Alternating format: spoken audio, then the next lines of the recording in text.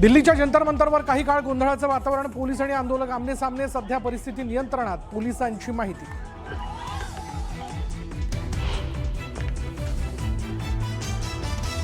अगर ऐसा कोई आश्वासन नहीं आए तो बदकिस्मती से मुझे ये अनशन जारी रखना पड़ेगा।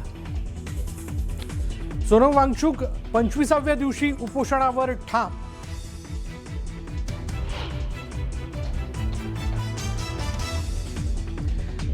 चेंबूर आणि शिवाजी पार्कात आंदोलन केलेल्या 500 ते 600 आंदोलकांवर गुन्हे दाखल होणार, परवानगी नसतानाही आंदोलन केल्याप्रकरणी होणार कारवाई।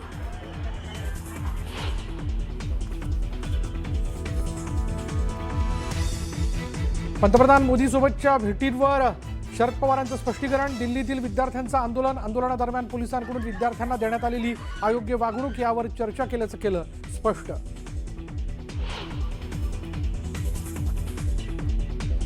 शिक्षण मंत्री धर्मेंद्र प्रधानांच्या राजीनाम्याची मागणी करत दादरच्या शिवाजी पार्कात विद्यार्थ्यांचं आंदोलन, शिवतीर्थावर जाऊन राज ठाकरेंची घेतली भेट।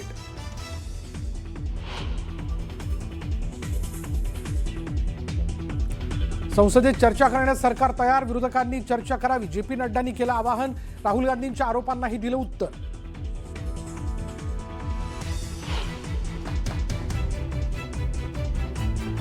त्यांच्या खांद्यावर बंदूक ठेवून काही लोक, विशेषतः काही राजकीय पक्ष ज्या पद्धतीनं कारभार करतायत ते काही योग्य असं माझं मत नाही।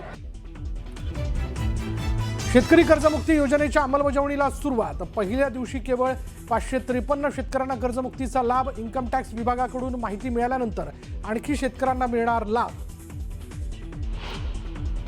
राज्य सरकारच्या अतिशय महत्वाकांक्षी शेतकरी कर्जमाफी योजनेच्या अंमलबजावणीला अखेर सुरुवात झाली आहे।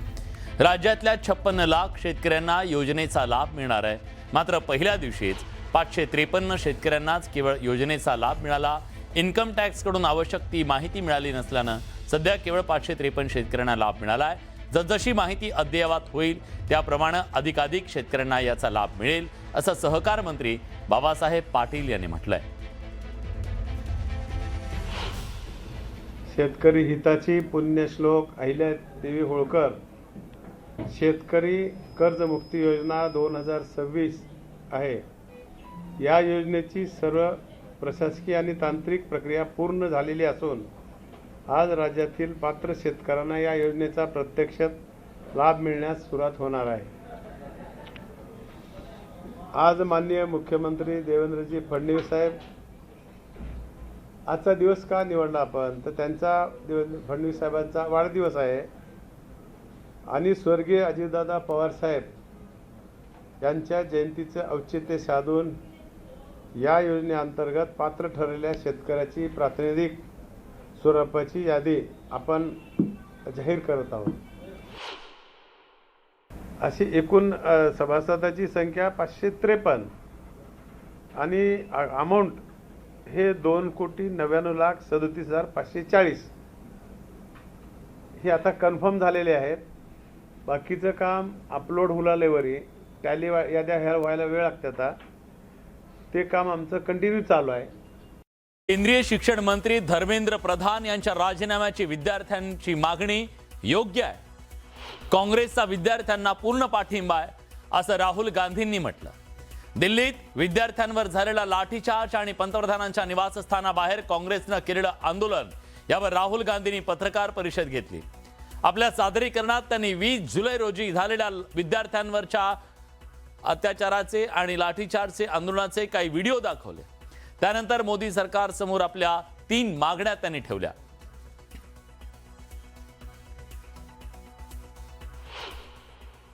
धर्मेंद्र प्रधान मिनिस्टर, सबसे पहले आप सिंबल को हटाइए।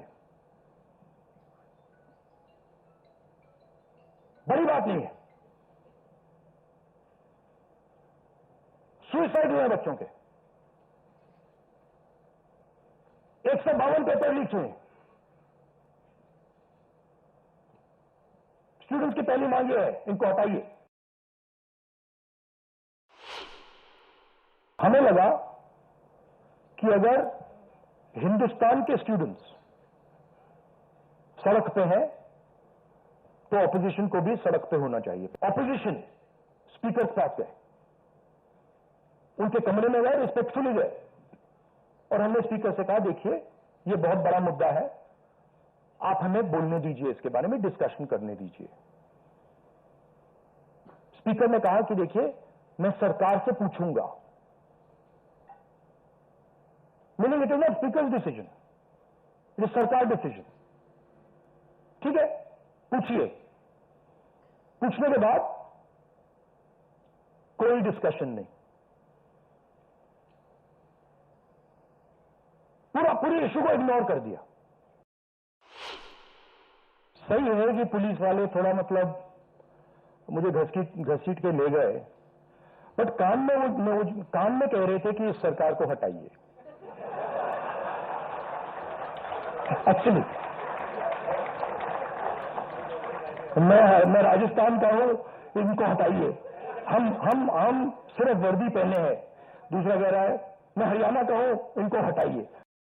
आज जेव्हा आपली कैफियत मांडण्यासाठी काही आंदोलक सुप्रीम कोर्टाचं दार ठोठावण्यासाठी गेले, तेव्हा सुप्रीम कोर्टानं काय म्हटलं आणि काय घडलं आज सुप्रीम कोर्टात, तर याचिकाकर्त्यांच्या वकिलांनी सांगितलं विद्यार्थ्यांच्या या याचिकेची तातडीनं दखल घ्यावी।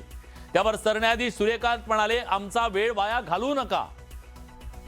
त्याचबरोबर याचिकाकर्त्यांच्या वकिलांनी सांगितलं विद्यार्थ्यांकडून महत्त्वाचे मुद्दे उपस्थित केले जात आहेत, त्यावर आमचा वेळ वाया घालवू नका असं त्यांनी सांगितलं। ते नीट परीक्षेचं योग्य संचालन आणि एनटीए मध्ये सुधारणा यासारख्या मुद्द्यांवर बोलतायत। विद्यार्थ्यांचं हे म्हणणं आहे, त्यांचं हे गाऱ्हाण आहे, ते ऐका असं सरन्यायाधीशांना त्यांनी सांगितलं। पण खूप खूप धन्यवाद असं म्हणत त्यांनी विषयाला बगल देण्याचा प्रयत्न केला। पोलिसांच्या कथित क्रूरतेचे व्हिडिओ देखील आहेत असं याचिकाकर्त्यांच्या वकिलांनी सांगितलं। शक्य असल्यास या प्रकरणाची सुनावणी गुरुवारी करावी, कारण विद्यार्थी अजूनही प्रभावित आहेत अशा प्रकारची मांडणी करण्यात आली। त्यावर सरन्यायाधीश सूर्यकांत म्हणाले आम्हाला व्हिडिओमध्ये रस नाही, आमच्याकडे पाहण्यासाठी वेळ नाही।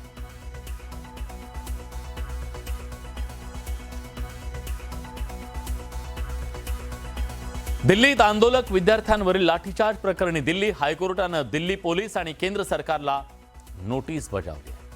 तसंच आंदोलनादरम्यानचे सीसीटीव्ही फुटेज आणि अन्य पुरावे सुरक्षित ठेवण्याचे आदेश कोर्टानं पोलिसांना दिले। पुढच्या 4 आठवड्यात या प्रकरणी उत्तर देण्याचे आदेश कोर्टानं केंद्र सरकार आणि दिल्ली पोलिसांना दिले। केंद्रीय शिक्षण मंत्री धर्मेंद्र प्रधान यांच्या राजीनाम्याच्या मागणीसाठी दिल्लीच्या जंतर मंतरवर विद्यार्थ्यांनी आक्रमक आंदोलन सुरू केलंय। सोमवारी या आंदोलकांनी जंतर मंतर ते संसद भवन असा मोर्चा काढण्याचा प्रयत्न केला, पण दिल्ली पोलिसांनी विद्यार्थ्यांवर लाठीचार्ज केला।